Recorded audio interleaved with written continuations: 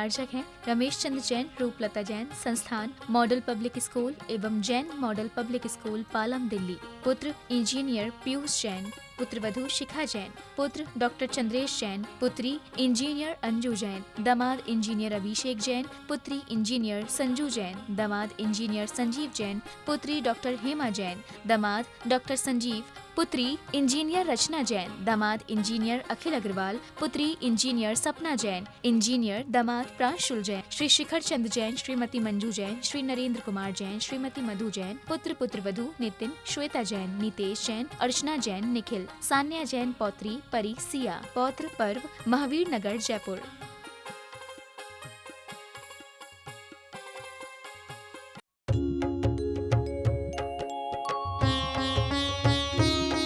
शक का समाधान।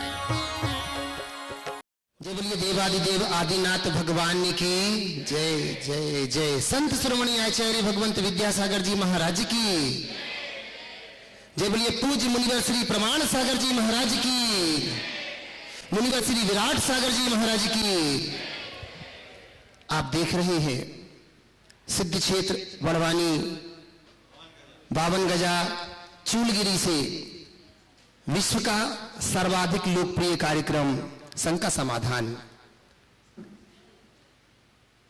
प्रामाणिक ऐप जिनवाणी चैनल पारस चरण के माध्यम से देश और विदेश में देख रहे सभी श्रद्धालुओं की ओर से सर्वप्रथम पूज्य मुनि के चरणों में त्रैवार नमोस्तु अर्पित करते हैं। भो स्वामी नमोस्तु नमोस्तु नमोस्तु। यह कार्यक्रम प्रारंभ हो उसके पूर्व पूज्य मुनिश्री की प्रेरणा से विश्व में शांति होवे, पीड़ितों की रक्षा होवे, इस हेतु महाराज श्री ने आह्वान किया और लोगों ने मुक्त कंठ से अपने हृदय से गदगद भावों के साथ घोषणा यहां पर की है, जिनका उल्लेख मैं यहां पर कर रहा हूं। गौरव सबसे पहले बाढ़ पीड़ितों के लिए जिन्होंने अपनी भावना बनाई है।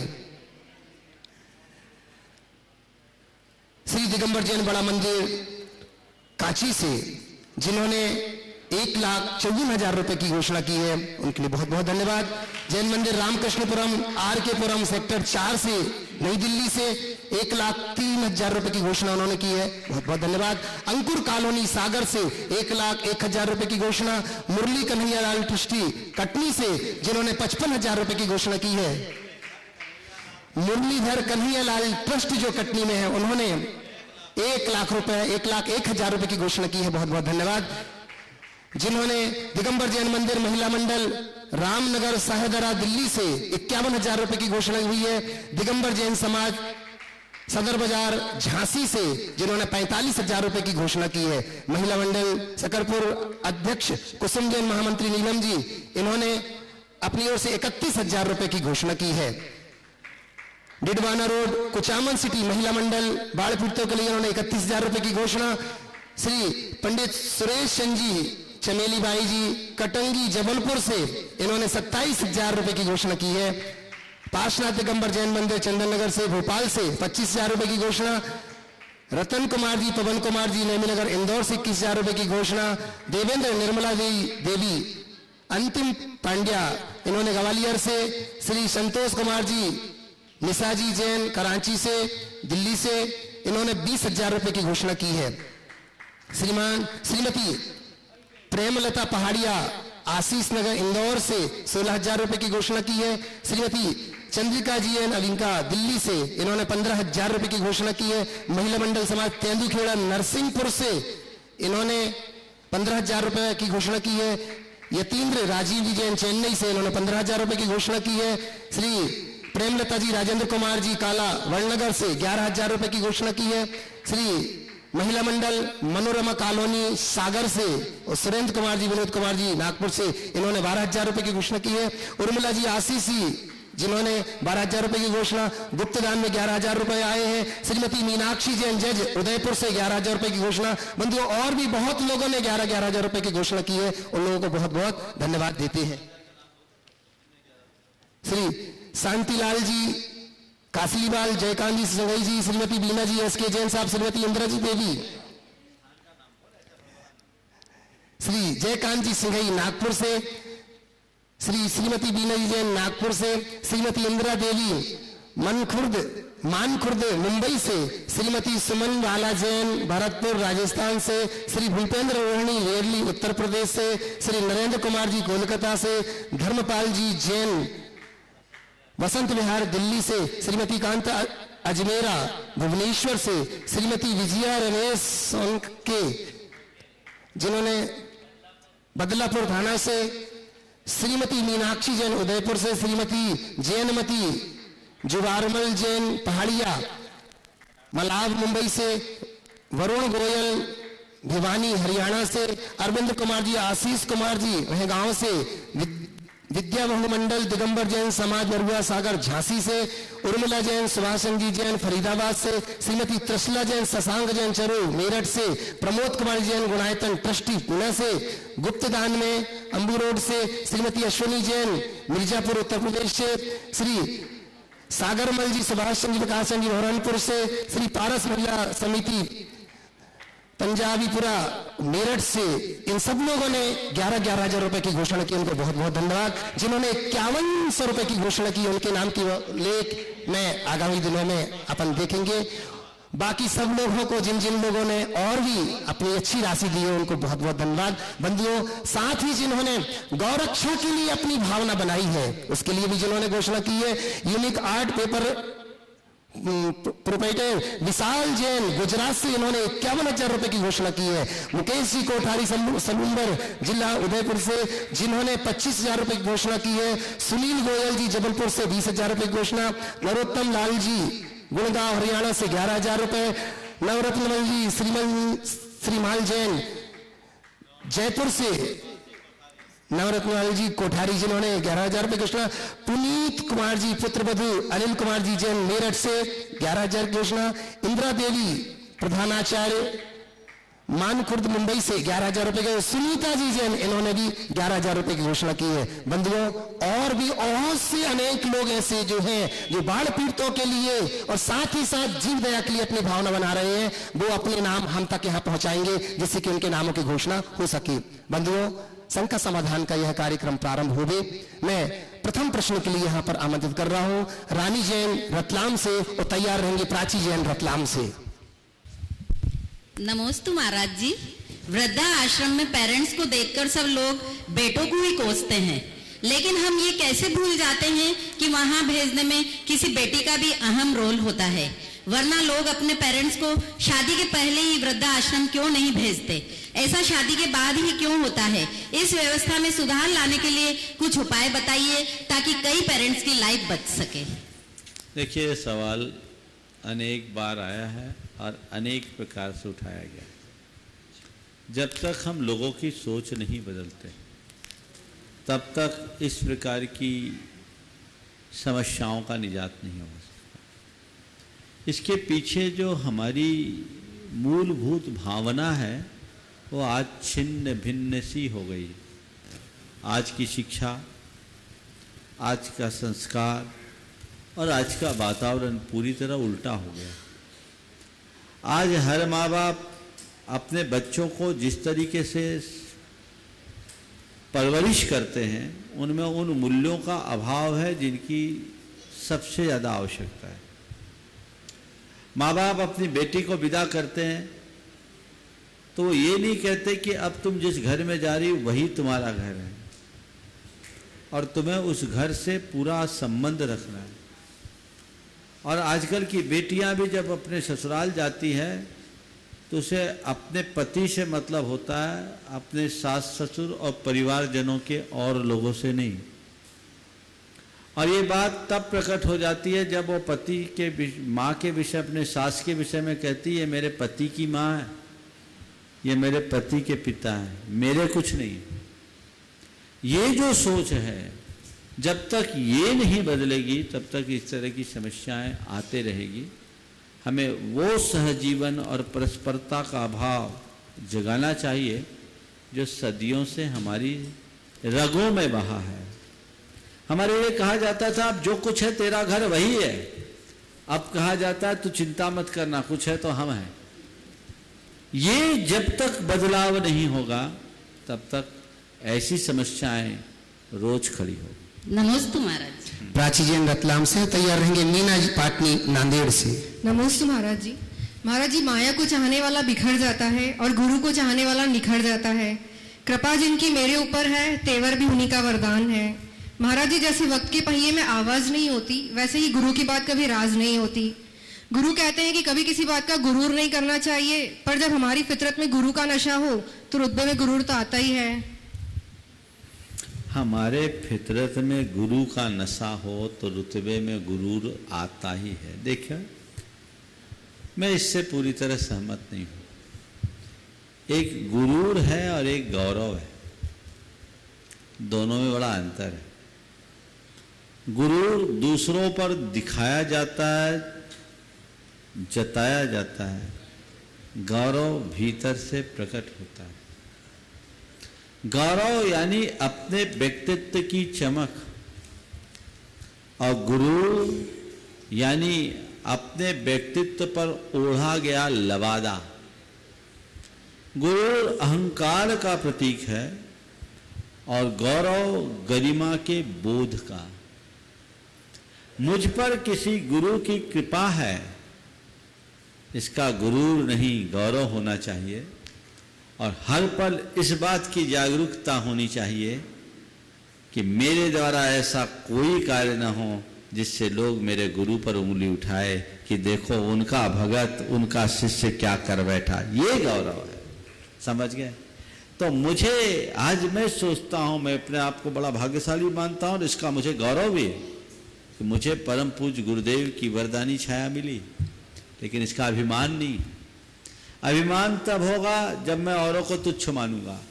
लेकिन गौरव इस बात का है कि मुझे लगता है इतने बड़े गुरु की कृपा मैंने पाई है, तो मैं अपने आचार और व्यवहार से सदैव उनके नाम को रोशन करूं, ऐसा काम न करूं जिससे उन पर कोई आँच आए, उन पर कोई कलंक लगे। ये गौरव है। तो तुम्हारे कुल का गौरव तुम्हें होना चाहिए, तुम्हारी जाति का गौरव तुम्हें होना चाहिए, तुम्हारे धर्म का गौरव तुम्हें होना चाहिए, तुम्हारी संस्कृति का गौरव तुम्हें होना चाहिए। और यदि तुम्हें गुरु का सानिध्य मिला है तो उसका भी गौरव होना चाहिए, गुरु नहीं। नमस्ते। मीना पाटनी नांदेड़ से। और तैयार रहेंगे दीपिका जैन बड़ौदा से। महाराज के चरणों में त्रिवार नमस्तु नमस्तु नमस्तु। क्या आगम में बताया गया मार्ग ही हमें मोक्ष लेकर जाएगा? यदि हाँ, तो क्या हम एकांतवादी नहीं हो जाएंगे? सबसे पहली बात तो ये है कि हम आगम को समझें। आपने कहा आगम में बताया गया मार्ग ही हमें मोक्ष मार्ग में ले जाएगा, तो बात तो सही है। भाई, हमको बॉम्बे जाना है तो बॉम्बे के रास्ते से जाओगे या दिल्ली के रास्ते से? थोड़ा माइक पे बोलिए। बॉम्बे के रास्ते ही जाएंगे। तो जो ट्रैक या जो रास्ता बॉम्बे जाता उसी से बॉम्बे पहुंचोगे ना। हाँ। जो रास्ता बॉम्बे पहुंचता ही नहीं उससे पहुंचोगे क्या? नहीं जाएंगे। तो बस आगम हमें मोक्ष का मार्ग बताता है, और वो बताता है एक ही मार्ग है मोक्ष का, वो वीतरागता का है, वो अहिंसा का है। और जीवन में अहिंसा और वीतरागता तब प्रकट होगी जब तुम्हारी सोच अनेकांतात्मक होगी। एकांत अपने आप में हिंसा है। सभी एकांतिक दुराग्रहों से ऊपर उठने वाला ही पूर्ण अहिंसक होता है, और जो पूर्णतः अहिंसक होता है वही वीतरागी बनता है। इस दर्शन को समझो, जो अहिंसा का और वीतरागता का मूलभूत दर्शन है। ऐसा करोगे तब आगे बढ़ोगे। तो मोक्ष जाने का तो एक ही रास्ता है, इसलिए यहाँ एकांत नहीं है, ये यथार्थ है। जिसका जो रास्ता है उसे से ही पाया जाएगा। हाँ, इसमें हम अनेकांतात्मक दृष्टि ये रख सकते हैं कि जो आगम के अनुसार चलेगा वो सीधे मोक्ष जाएगा, और जो अपने मनमाफिक घूमेगा वो कुछ बरस भटकेगा फिर जाएगा। समझ गए? उसका संसार थोड़ा लंबा है। जल्दी जाना है तो आगम का रास्ता पकड़ो, और नहीं तो भटको, बाद में जाओगे तो इसी से। समझ गए? चलिए। नमस्ते महाराज जी, नमस्ते। दीपिका जैन बड़ौदा से और तैयार रहेंगे सुश्री अंजना जैन, सदस्य न्यायाधीश जिला उपभोक्ता कोरण बड़वानी से। नमस्ते महाराज जी। महाराज जी, आज हम अपने बच्चों को सिखाते हैं कि इनसे सीखो उनसे सीखो, और एग्जाम्पल देते हैं कि छत की तरह ऊंची विचार रख और आकांक्षा रखो, मंदिर जैसी पवित्रता कर उसका नाम स्मरण करो, दरवाजे से सबका स्वागत करना भी सिखाते हैं। पर महाराज जी, आज रियल लाइफ में तो हम इसे फॉलो नहीं करते, तो क्या महाराज जी हमारा नेचर से इतना गया बीता हो गया है? हमारा नेचर के नेचर से गया बीता हो गया, 100%। इस बात में बड़ी सच्चाई। इसकी एक बड़ी वजह है, हम बच्चों को सिखाते कुछ है और दिखाते कुछ है। सीख हम अच्छी देते हैं पर उनके सामने आदर्श अच्छे नहीं रखते। यशपाल जैन एक बड़े साहित्यकार हुए, उन्होंने एक बहुत अच्छी घटना लिखी। बेटा स्कूल गया, स्कूल में पढ़ाया गया सब जीवों से प्रेम करो। घर आया, देखता क्या है, उसके माता पिता किसी बात को लेकर आपस में बुरी तरह झगड़ रहे। दूसरे दिन उसे स्कूल में पाठ पढ़ाया गया, सदा सत्य बोलो। घर आया, मकान का मालिक किराया वसूलने के लिए उसके पिता को खोजा। उसने पिता से जाकर के बताया कि ऐसा ऐसा आपको खोजा जा रहा है। उसने कहा कह दो पापा घर पे नहीं है। तीसरे दिन उसे पढ़ाया गया सब जीवों पर दया करो।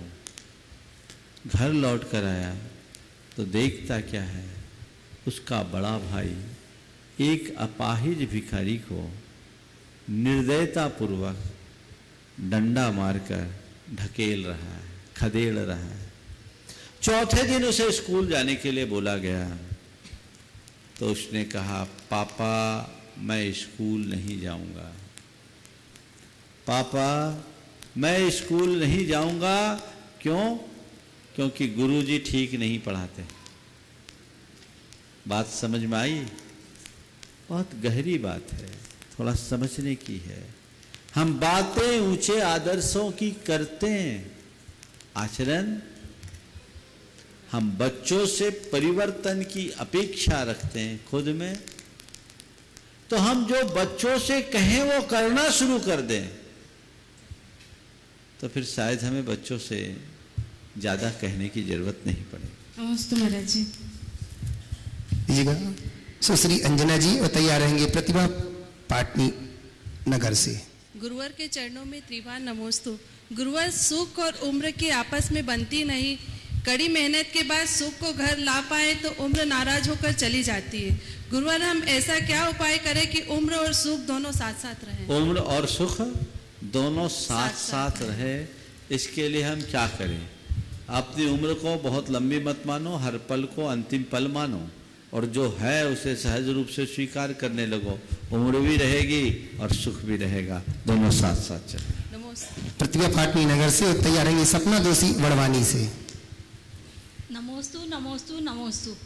महाराज जी, मेरा ये प्रश्न है कि कोई भी माँ बाप अपने बच्चों को अच्छे ही संस्कार देते हैं और उनका उज्जवल भविष्य चाहते हैं, फिर चाहे वो बेटा हो या बेटी, पर बच्चे समझदार होने के बाद गलत काम करते हैं तो माँ बाप के संस्कार पर ही उंगली उठती है, ऐसा क्यों? देखिए, बात तो सही है। जब भी कभी ऐसा होता है तो माँ बाप के संस्कारों पर उंगली उठाई जाती है, क्योंकि जवाबदेह तो वही है। अगर अच्छा भी करता है तो माँ बाप के गुण गाए जाते हैं, ये भी ध्यान में रखने का है। तो ये माँ बाप की जवाबदारी है कि वो अपनी संतान को सुसंतान बनाए। पर इसमें कमी केवल ये होती है कि हम संस्कारों के प्रति जितने जागरूक होते हैं, संगति के प्रति उतना ध्यान नहीं दे पाते।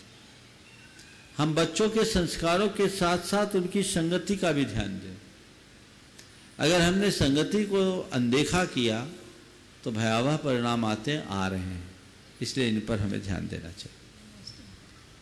सपना दोषी बड़वानी से। तैयार रहेंगी प्रतिभा गोधा जयपुर से। गुरुदेव के चरणों में त्रेवा नमोस्तु नमोस्तु नमोस्तु। जब हमें फ्रैक्चर हो जाता है और प्लास्टर चढ़ा होता है तब हमें द्रव्य पूजा करना चाहिए कि नहीं? देखिए, फ्रैक्चर हुआ है, प्लास्टर हो गया, स्नान तो हो नहीं पाता।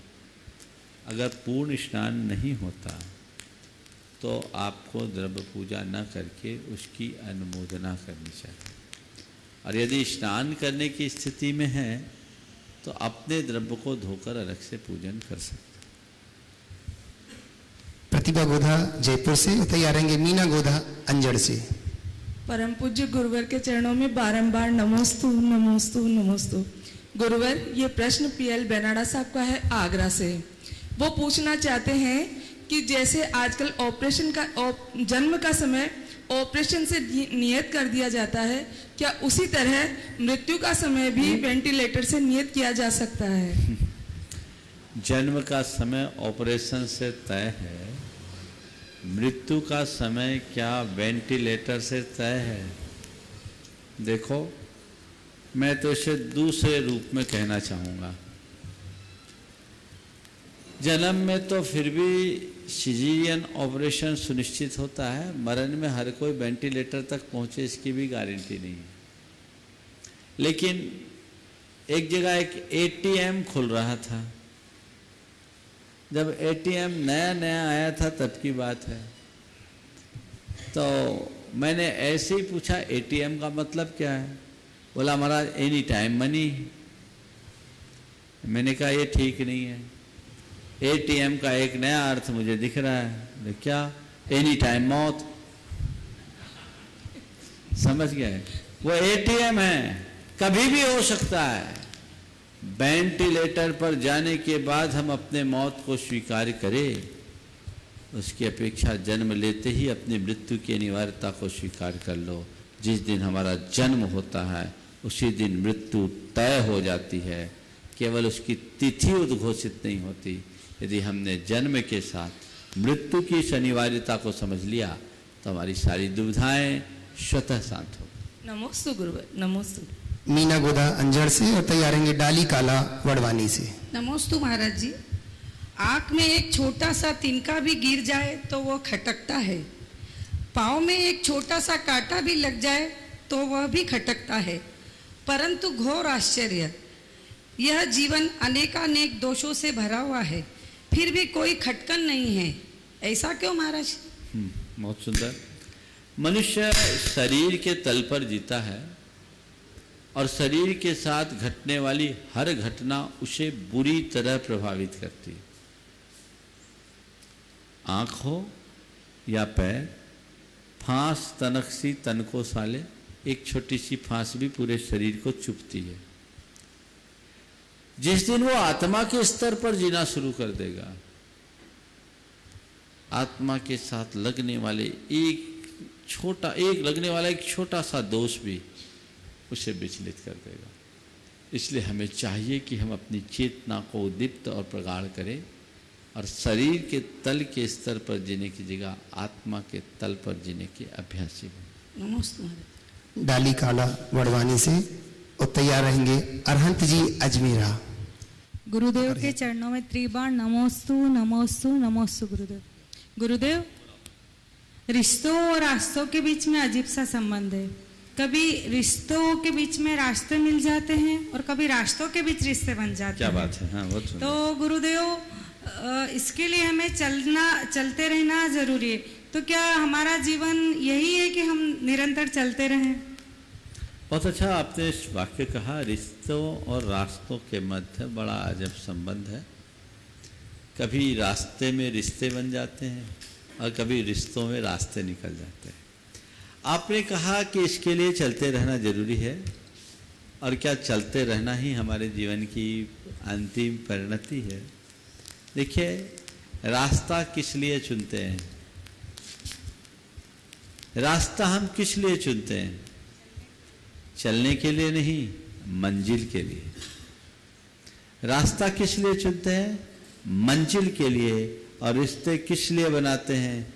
शांति के लिए, सद्भावना के लिए, अपने लक्ष्य तक पहुंचने के लिए।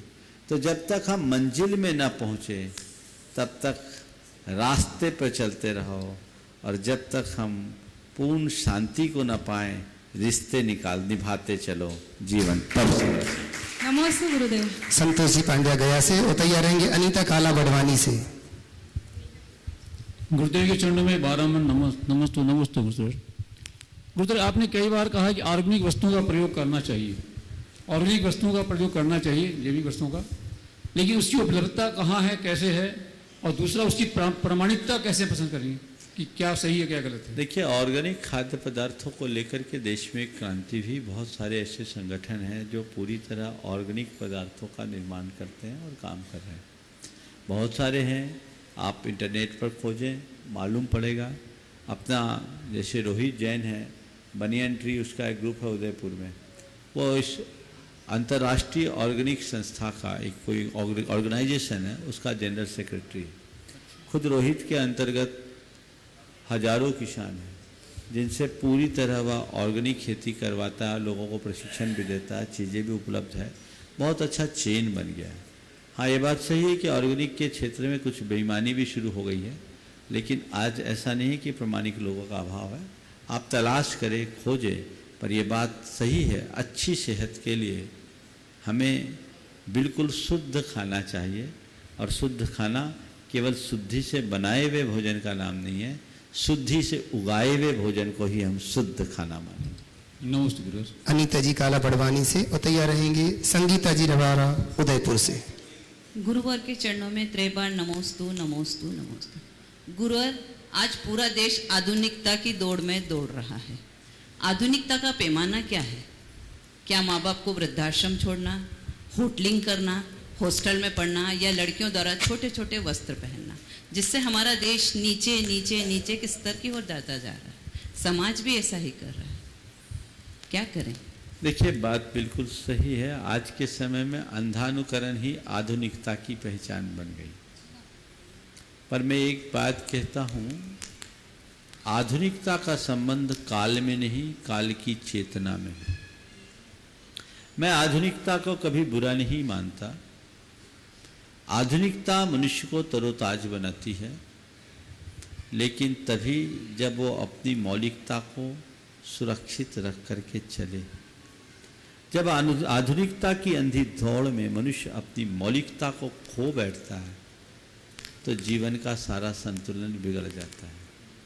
ये हमारा आदर्श नहीं है। आधुनिक वो है जिसके युगानुरूप नए विचार हो, जो नए तरीके से नव सृजन करना चाहता हो, जो जीवन में एक नई धार उत्पन्न करता हो, वो आधुनिकता अनुकरणी है।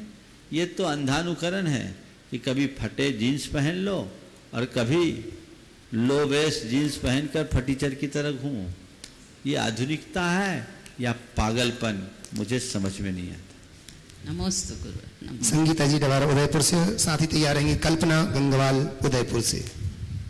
नमस्ते महाराज जी। महाराज जी, मेरा प्रश्न ये है कि जब कोई महाराज जी और आर्यका की जब समाधि हो जाती है तब पूरा समाज जन समूह अच्छी भीड़ के साथ उनकी समाधि करते हैं, लेकिन जब तीसरे दिन उनके अवशेष लेने नहीं जाते हैं तो इसके लिए समाज के प्रति क्या कर्तव्य होना चाहिए? देखिए, अवशेष की अलग अलग समाजों में परंपरा है। ऐसा कोई जरूरी नहीं कि दाह संस्कार के बाद अवशेष लेने जाया ही जाए। हमारी बहुत सारी समाजों में परंपराएं नहीं है। खासकर खंडेलवाल समाज में तीसरे दिन कोई शमशान नहीं जाता। पहले दिन दाग दे आने के बाद फिर शमशान जाने का कोई काम नहीं। न उस अस्थि को पानी में डालते हैं, न गड्ढे में डालते हैं, जिसको आप लोग फूल चूना बोलते हैं, वो सब कुछ नहीं करते। तीसरे दिन शांति पाठ होता है। समाज के लोग मिलजुल करके सामने वाले को समझा बुझाकर प्रतिष्ठान खुलवाते हैं और अपने जीवन में सामान्य गति लाने का प्रयास करते हैं। तो ये कोई ज़रूरी नहीं है कि आप वो जाएं, वो तो हो गया, वो जीव चला गया। ये सामाजिक रीतियां हैं, जहाँ जैसी हो वो करो। मैं तो ये कहता हूँ किसी साधक के दाह संस्कार में हजारों लोग जाए, अच्छी बात है, वो आपकी श्रद्धा की अभिव्यक्ति है, लेकिन सच्चे अर्थों में तो उनके संस्कार से हम अपनी राह पहचान ले, वो जीवन की उपलब्धि। नमस्ते महाराज। कल्पना गंगवाल उदयपुर से और गीता जैन उदयपुर से तैयार रहेंगी। नमस्ते महाराज, नमस्ते महाराज, नमस्ते महाराज। महाराज जी, परमार्थ दृष्टि से बुद्धिमान कौन होगा? परमार्थ दृष्टि से बुद्धिमान कौन? जिसे खुद की पहचान, जिसने खुद को जान लिया वही बुद्धिमान। नमस्ते महाराज। गीता जैन उदयपुर से वो तैयार रहेंगे। कैलाश संजीत सेठी। गुरुवर के चरणों में त्रय बार नमोस्तु नमोस्तु नमोस्तु। मेरी जिज्ञासा यह है, भाग्यशाली कौन होता है? वो लोग जिन्हें सब कुछ अच्छा मिल जाता है या जिन्हें जो मिलता है वो उन्हें अच्छा बना लेते हैं? बहुत अच्छी बात आपने की। भाग्यशाली कौन? जिन्हें सब कुछ अच्छा मिल जाता है या जिन्हें जो मिलता है उसे वो अच्छा बना लेते हैं। मेरी राय में भाग्यशाली वो नहीं जिन्हें सब कुछ अच्छा मिला, भाग्यशाली वो है जो सबको अच्छा बना लिया। हमें वो अच्छा बन, बल्कि मैं ये कहूँ जिसे सब कुछ अच्छा मिला वो भाग्यशाली हो जाए, लेकिन जिसने सबको अच्छा बना लिया वो सौभाग्यशाली मानना चाहिए। कैलाश सिंह जी सेठी वो तैयार। इधर कैलाश जी सेठी वो तैयार रहेंगे। निवेदन करूंगा शकुन जी से। नमस्ते महाराज जी, नमस्ते नमस्ते महाराज जी। मेरा सवाल ये महाराज जी कि यहाँ से सुनने के बाद, प्रवचन सुनने के बाद या ज़्यादा पढ़ने के बाद, जैसे आपने आज सुबह कहा था कि आचार्य श्री के पास में एक आदमी आया, 101 बार उसने समय सार का वाचन किया। 108 बार, हाँ 108 बार किया, लेकिन उसको कुछ याद नहीं रहा। और किसी से अपन 2 बात कर लें, किसी से अपन थोड़ी सी झगड़ा हो जाए तो पूरी जिंदगी नहीं भूलता। इसका क्या कारण है? बहुत अच्छा सवाल आपने किया कि हम अच्छी बात तो तुरंत भूल जाते हैं, बुरी बातें हमें हमेशा याद क्यों रहती? इसके पीछे एक प्रबल कारण है। अच्छी बातें हमारे संस्कार में कम है, बुरी बातों का संस्कार हमारे अंदर जन्मांतरों से भरा हुआ है। स्वाभाविक रूप से वो बुरी बातें हमारे अंदर जुड़ जाती है, अच्छी बातों को जोड़ना पड़ता है। इसे दूसरे तरीके से देखें, कहीं दूषित वायु भरी हो, वहाँ थोड़ी सी सुगंधी बढ़ा दी जाए, भर दी जाए, तो सुगंधी का ज़्यादा देर तक असर नहीं पड़ता।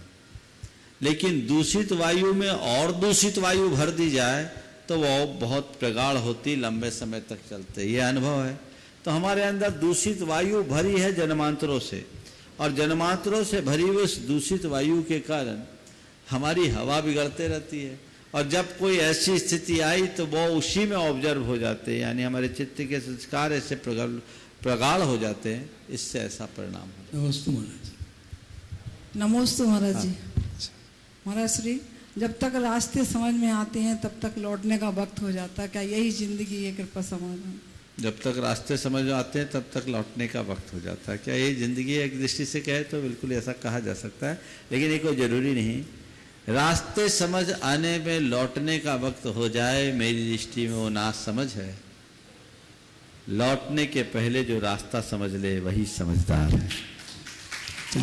शकुन जी के साथ यस सिटी, और इसी के साथ निवेदन करूंगा चंद्रकला जी पाटनी से। नमोस्तु महाराज श्री, नमोस्तु नमोस्तु नमोस्तु महाराज श्री।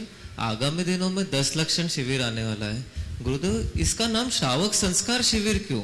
अगर क्या ये श्रावकों का संस्कार बनाती है तो वो संस्कारों को सहज के कैसे रखें कि वो लक्षण हमारे अंतिम संस्कार तक दिखते रहे? क्या बात है, बहुत अच्छी बात है। 10 लक्षण पर्व आने वाला है और उस अवसर पर श्रावक संस्कार शिविर यहाँ आयोजित है। पूरे देश में जगह जगह पर श्रावक संस्कार शिविर होते हैं। आपने सवाल बहुत अच्छा किया है।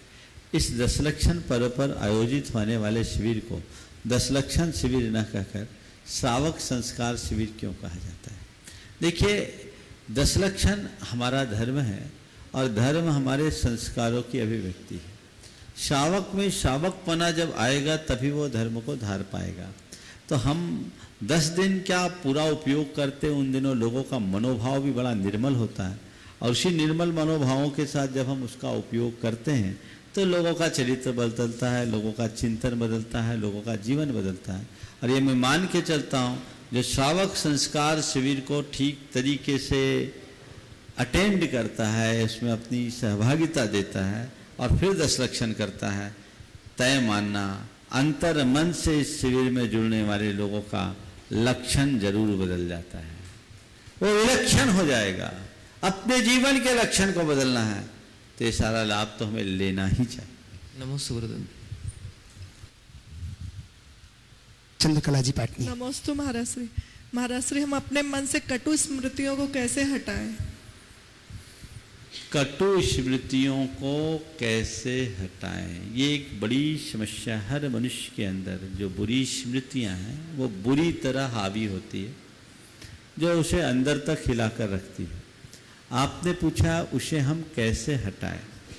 उसे हटाने का दो तरीका है। एक, अतीत की बातों को हम इग्नोर करना सीखें, नज़रअंदाज करना सीखें, और दूसरी बात, हमारे द्वारा किए गए अपराधों को हम क्षमा करना सीखें। दुर्प्रसंगों को नज़रअंदाज करें और दुर्व्यवहार करने पर उन्हें हम क्षमा करना शुरू कर दें तो बुरी स्मृतियाँ हमारी समाप्त हो जाती हैं। अपने जीवन के अनुभवों को देखिए। हर व्यक्ति के जीवन में ऐसा अनुभव होगा, किसी से कभी लंबे समय तक कटता रही, ऐसी कटता कि देखना तो दूर, स्मरण मात्र से नाक चढ़ जाए, भौहें तन जाए, ऐसी नफरत होती है। खासकर ऐसे प्रसंग भाई भाइयों में, अड़ोस पड़ोस के लोगों में, मित्रों में होता है। एक लंबे समय तक इस तरह की तनातनी चली, फिर कोई निमित्त पा करके आपस में तालमेल हो गया, समझौता हो गया, प्रेम हो गया, उसी समय चेहरा खिल जाता है, मन का मलाल साफ हो जाता है, आंसू बहते हैं, भीतर की कलुषता बहकर निकल जाती है, और बड़े जिसका नाम सुनने से चिढ़ाती थे उसके साथ आप हंसते खेलते जी लेते हैं। ये ताकत किसने दिया? आपने उसे भुला दिया, क्षमा कर लिया, और ठीक है भाई, अतीत की बातों को हमने नजरअंदाज कर दिया, इग्नोर कर दिया, भुला दिया, अब नई शुरुआत करेंगे, खत्म। बस यही ताकत है क्षमा की। इसलिए हमारे यहाँ प्रतिक्रमण करने की बात की गई कि कोई हो तो उसको फिर क्षमा मांगो और क्षमा करो, आज का हिसाब आज हिसाब करो।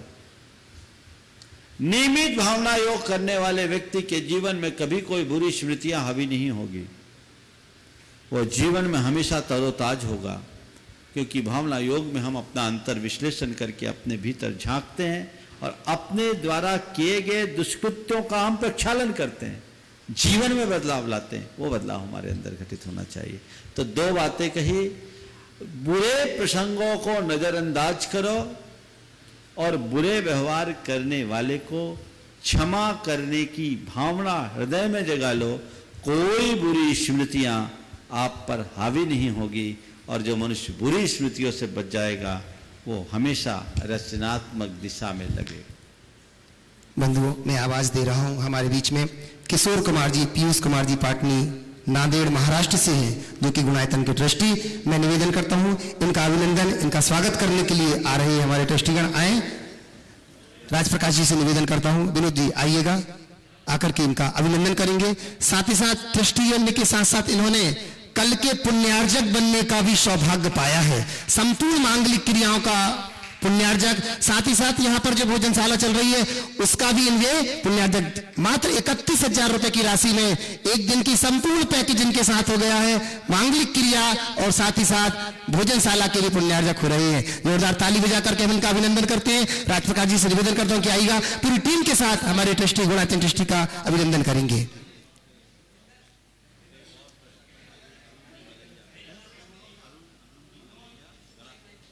मैं अरुण जी मलैया जी से निवेदन करता हूं, गड़ाकोटा से आप भी आइएगा। अरुण जी मलैया जो कि वहां गुणायतन के ट्रस्टी हैं, आइएगा। विनोद जी, किरण जी दोषी ट्रस्टी, आप भी इनका अभिनंदन कर रहे हैं। साथ ही मैं आवाज दे रहा हूं हमारे बीच में अनिल कुमार जी, इंद्र जितेंद्र कुमार जी, नेहा जैन, पाली ललितपुर उत्तर प्रदेश से हैं। इन्होंने गुणायतन में जो सहस्रकूट जिनालय बन रहा है उसमें एक प्रतिमा विराजमान करने का सौभाग्य पाया है। निवेदन करता हूं कि आइएगा और इनका भी अभिनंदन कर रहे हैं। बंधुओं, मात्र 1,21,000 रुपए की राशि में गुणायतन में सहस्रकूट जिनालय में एक प्रतिमा विराजमान करने का सौभाग्य आप पा सकते हैं। बहुत थोड़ी सी प्रतिमाएं हैं, आप अपना नाम दीजिएगा। आइएगा, अभिनंदन कर रहे हैं अनिल कुमार कुमार जी, इंद्र जैन, जितेंद्र कुमार जी, नेहा जैन, पाली, ललितपुर, उत्तर प्रदेश से। साथ ही सवाल मैं निवेदन करता हूं, राजप्रकाश जी पहाड़िया से अपनी बात यहां पर रख रहे हैं, कोषाध्यक्ष हमारे अरुण जी मलिया से निवेदन करता हूं कि आइएगा, निवेदन करता हूं। इनका भी अभिनंदन कर रही है हमारी ट्रस्ट कमेटी। अरुण जी मलिया, ट्रस्टी गुणायतन, विनोद जी, अरुण जी का सम्मान करेंगे, आप ही हैं। आचार्य भगवान विद्यासागर जी महाराज की जय जय जय। परम पूज्य मुनि प्रमाण सागर जी महाराज की जय जय जय। परम पूज्य मुनि विराट सागर जी महाराज की जय जय जय। 10 लक्षण पर्व में जो श्रावक संस्कार शिविर 52 गया में परम पूज्य मुनि प्रमाण सागर जी, परम पूज्य मुनि विराट सागर जी के सानिध्य में होने जा रहा है, और इसमें हमने पूरे समाज से आग्रह किया था कि जिनको भी शिविर में आना है वे अपने नामों की बुकिंग कराएं, रजिस्ट्रेशन कराएं। जैसा हमेशा होता है गुरुदेव के कार्यक्रमों में, चाहे सिद्धेश्वर का विधान मंडल हो, चाहे भावना योग शिविर हो, चाहे श्रावक संस्कार शिविर हो, गुरुदेव के कार्यक्रमों में जितनी हम लक्ष्य रखते हैं समय से पहले उससे ज्यादा बुकिंग आ जाती है। इस बार भी यही हुआ। हमारे पास 10 लक्षण पर्व की हमेशा की तरह जो बुकिंग होती है, पंजीयन होता है, वो हमारी सीमा से ऊपर पहुंच गई है। और मैं सभी श्रावकों को, पूरे देश भर के और विदेश से भी लोग आ रहे हैं, उन सबको धन्यवाद देता हूं कि आपने 52 गजा में आने का पंजीयन कराया। और इस पंजीयन के काम को हम आज यहीं से समाप्त विराम दे रहे हैं, अब बंद कर रहे हैं, क्योंकि हमारे पास संख्या पर्याप्त से ज्यादा हो गई है। हमेशा की तरह मैं फिर कह रहा हूं, गुरुदेव के जितने भी कार्यक्रम होते हैं, भावना योग शिविर लें, सिद्धेश्वर के विधान मंडल लें, संस्कार शिविर लें, या किसी भी प्रकार का कार्यक्रम लें, हमेशा तारीख से पहले ज्यादा बुकिंग आ जाती है। इस बार भी यही हुआ। आप सबको धन्यवाद, आप पधारे, जिन्होंने पंजीयन करा उनका स्वागत है। 52 गजा कमेटी, चतुर्मास कमेटी आपके स्वागत में तैयार खड़ी है, इंतजार कर रही है। आप यहाँ पधारे और संस्कारों को ग्रहण करें। आचार्य श्री विद्यासागर जी के शिष्य परम पूज्य प्रमाण सागर जी, विराट सागर जी का आशीर्वाद प्राप्त करें, यही कामना के साथ, यही मंगल कामना सब। जय जिनेन्द्र। विनोद कुमार किरण दोषी, गुणायतन ट्रस्टी, और इसी के साथ तैयार रहेंगे श्रीश जी, अनुपमा जी। नमस्ते महाराज जी। महाराज जी, मेरा प्रश्न कल की घटनाक्रम से है कि महाराज जी, कल की जो घटना हुई उससे संपूर्ण देश का समाज और समाज जन की सोच में एक प्रश्न उत्पन्न हो गया कि माता पिता, धर्म बंधु और परिवार के संस्कार में कहाँ कमी रही। और महाराज जी, हम मंदिर, मस्जिद और पंथवाद से दूर होकर उन बच्चों में, हमारे बच्चों में दया के भाव कैसे पैदा करें। देखिए, कल इस विषय में मैंने पर्याप्त प्रकाश डाला। ये घटना कल की नहीं है, रविवार की, और बहुत ही खौफनाक घटना है। पूरी समाज को, पूरे देश को हिला डालने वाली घटना। हमें इन पर गहनतम विचार करना होगा। इनके कारणों की चर्चा मैंने कल विस्तार से की। अब हमें चाहिए अपनी संतान को, सबसे पहली जरूरत है अधिक से अधिक समय देने की, स्नेह देने की। समय और स्नेह दें, और उसके साथ संस्कार अगर आप अपने संतान के साथ जुड़े तो ऐसी घटनाएं नहीं होती। कुछ मनोविकृतियां भी इसमें कारण होती है, जो साइकेट्रिक प्रॉब्लम के रूप में होती है। यदि हम इनका निवारण करेंगे तभी इसका परिणाम आएगा। और हमें इन सब बातों पर बहुत गंभीरता से सोचना चाहिए। लोगों में बचपन से वो चेतना जगाना चाहिए। अधिकतर माँ बाप जब पाठशाला आदि भेजने की बात होती है तो अपने बच्चों को भेजना नहीं चाहते। क्या इसमें माँ बाप का दोष नहीं है? जो संस्कार गढ़ने की उम्र है उस समय बच्चों को आप इन सब बातों पर ध्यान नहीं देना चाहते। तो हम जब तक इन बातों पर गंभीरता से नहीं विचारेंगे तब तक कोई अच्छे परिणाम नहीं आएंगे। आज संस्कारों की धज्जियां तो इस तरह उड़ रही है कि अगर कोई रात्रि भोजन का त्यागी हो और संस्कारित परिवार हो तो वहाँ लोग अपनी बेटी देना नहीं चाहते और शराबी कबाबी को देने के लिए राजी हो जाते हैं। ये कहाँ हमारा प्रतिमान है? लोगों की सोच उल्टी हो गई। जब तक सोच की दिशा सही नहीं होगी इस तरह की भयावह स्थितियां उत्पन्न होते रहेंगी। नमस्ते। श्री अनुपमा जी प्रामाणिक प्रधान प्रामाणिक समूह से प्रधान निवेदन करता हूं कि आइएगा। जब तक माइक उनके पास पहुंच रहा है, महाराज श्री टीकमगढ़ से एक छोटी सी बिटिया अंकिता मुनिया, जो कि प्रतिभा स्थली में पढ़ करके प्रतिभा प्रतीक्षा में रह करके जिसने कल सिविल जज का पद पा लिया है, आपसे आशीष चाह रही है। बहुत सुंदर, बोलो। नमस्ते महाराज जी, यही जो कल बात हुई थी 15 साल की जो भी प्रश्न उठा, उसी पर मेरा थोड़ा फिजिकल अब्यूज के ऊपर प्रश्न था। ये कि जैसे अपनी भारतीय संस्कृति है, इसमें चाणक्य ने, मैंने एक सुना, एक फेसबुक पे शेयर हुआ था कि जो बच्चे हैं 5-6 साल तक उनसे बड़ा प्रेम करो, उसके बाद 15 साल तक डांटो, उसके बाद उससे मित्रवत व्यवहार करो। तो ये डांटने वाला जो फेज है या पिटाई करने वाला, अब हमारी जनरेशन में तो हमने खूब कान खिंचवाए हैं और खूब पिटाई करवाई है, उससे मुझे लगता है काफ़ी संयम भी रहा जीवन में। तो वर्तमान में पूरा गायब होता हुआ दिखाया गया है, दिखता जा रहा है। मेरे रिश्तेदारों में भी ऐसे बच्चे हैं जो कि टॉयलेट में जाएंगे तो वहाँ पर मोबाइल फ़ोन लेके जाएंगे और वहाँ वीडियो वगैरह देखते रहते हैं, और माता पिता उन्हें डांटते नहीं हैं, क्योंकि डांटते हैं तो बच्चों को बुरा लगता है और पिटाई तो भूल ही जाओ। तो मैं जानना चाहता हूँ आपके क्या विचार हैं इस बारे में कि बच्चों को डांटने में और पीटना कहाँ तक उचित है? मैं चाहता हूँ एक पूरा सत्र पेरेंटिंग पे होना चाहिए। एक बड़ी ज्वलंत समस्या है, 2-4 दिन में इसकी रूपरेखा बनाओ, और समाज को आज इस दिशा में दिशा दर्शन की जरूरत है। आज जैसी पेरेंटिंग अपेक्षित है वैसी नहीं हो रही। उसकी कई वजह हैं। पहले एक पिता के अनेक संतान होते थे तो प्यार बंटता था, अब प्यार एक पे रहता है। पहले माँ बाप के पास समय रहता था, वो बच्चों को स्नेह देते थे, आज समय नहीं है, पैसा देके लाड खरीदते हैं, लिहाज खोता है। दुर्वस्थाएं सब तरफ उत्पन्न हो रही है, परिणाम दिनों दिन भयावह होते जा रहे हैं। गंभीरता से सोचना चाहिए। मैं तो कहता हूं बिना ठुके पिटे बन नहीं सकते। ठुकाई पिटाई हम लोगों की हुई है, इसलिए मजबूत है।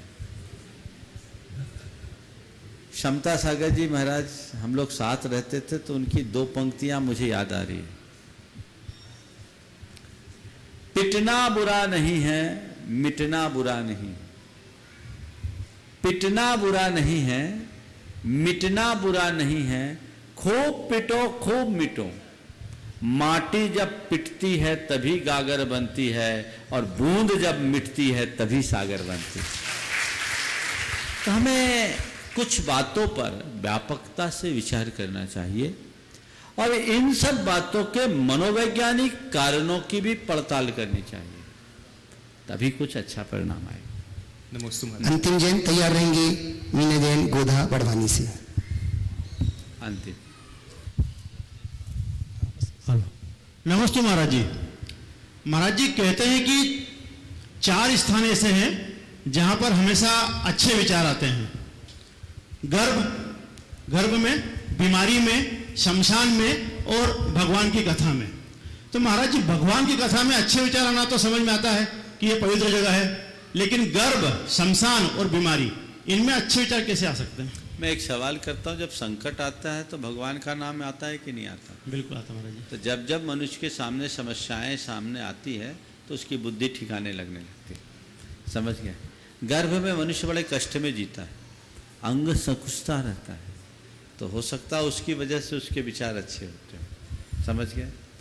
गर्भ के बाद जब बीमारी है तो बड़ी व्यथा होती है, व्यक्ति उससे निजात कर पाना चाहता है, तो उस समय उसे भगवान याद आते हैं।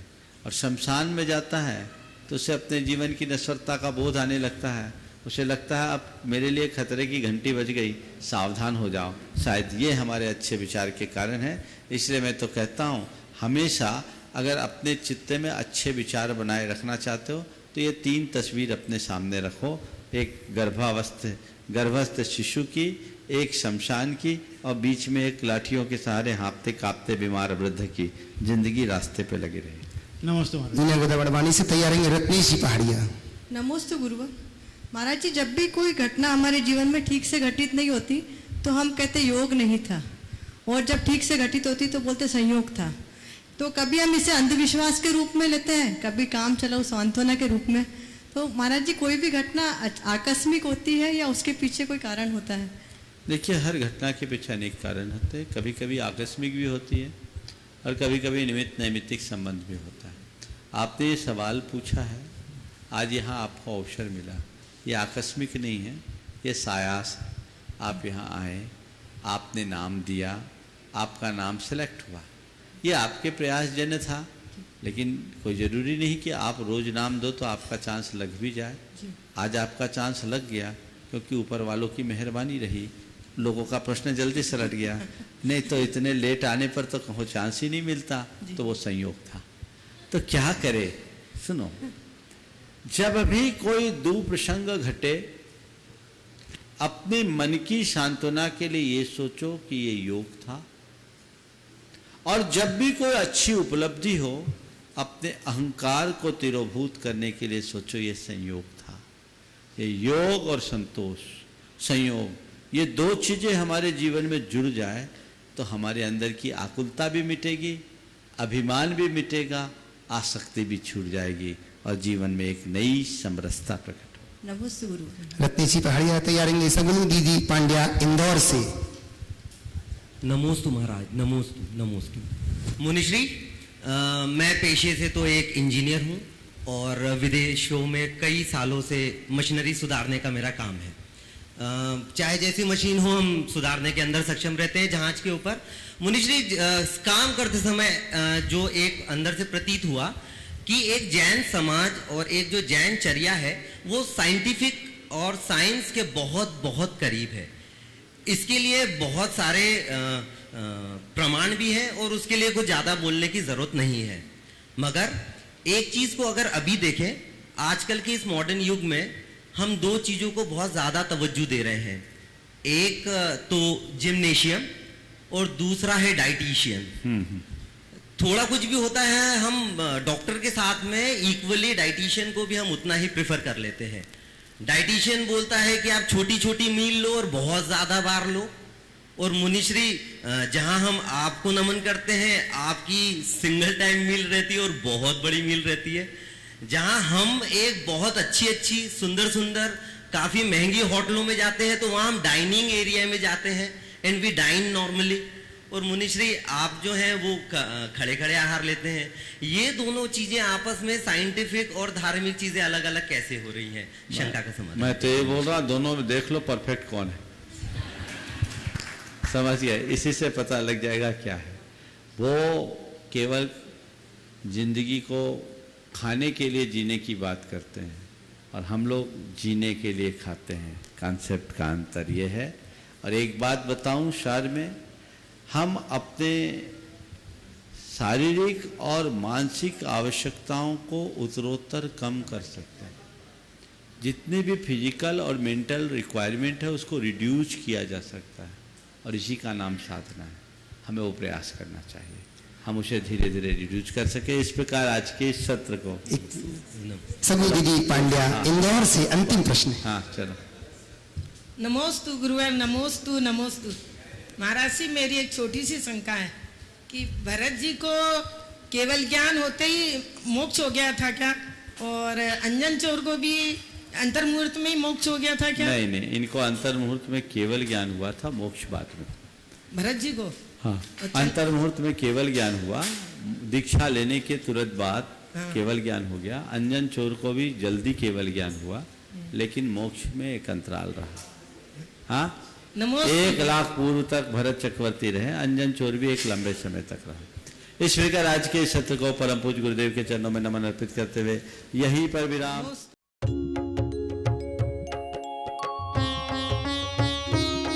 शंका समाधान। इस कार्यक्रम के पुण्यार्चक थे रमेश चंद्र जैन, रूपलता जैन, संस्थान मॉडल पब्लिक स्कूल एवं Jain model public school Palam Delhi. पुत्र इंजीनियर पीयूष जैन, पुत्र वधू शिखा जैन, पुत्र डॉक्टर चंद्रेश जैन, पुत्री इंजीनियर अंजू जैन, दामाद इंजीनियर अभिषेक जैन, पुत्री इंजीनियर संजू जैन, दामाद इंजीनियर संजीव जैन, पुत्री डॉक्टर हेमा जैन, दामाद डॉक्टर संजीव, पुत्री इंजीनियर रचना जैन, दामाद इंजीनियर अखिल अग्रवाल, पुत्री इंजीनियर सपना जैन, इंजीनियर दामाद प्रांशुल जैन, श्री शिखर चंद जैन, श्रीमती मंजू जैन, श्री नरेंद्र कुमार जैन, श्रीमती मधु जैन, पुत्र पुत्रवधू नितिन, श्वेता जैन, नितेश जैन, अर्चना जैन, निखिल, सान्या जैन, पौत्री परी सिया, पौत्र पर्व, महावीर नगर जयपुर।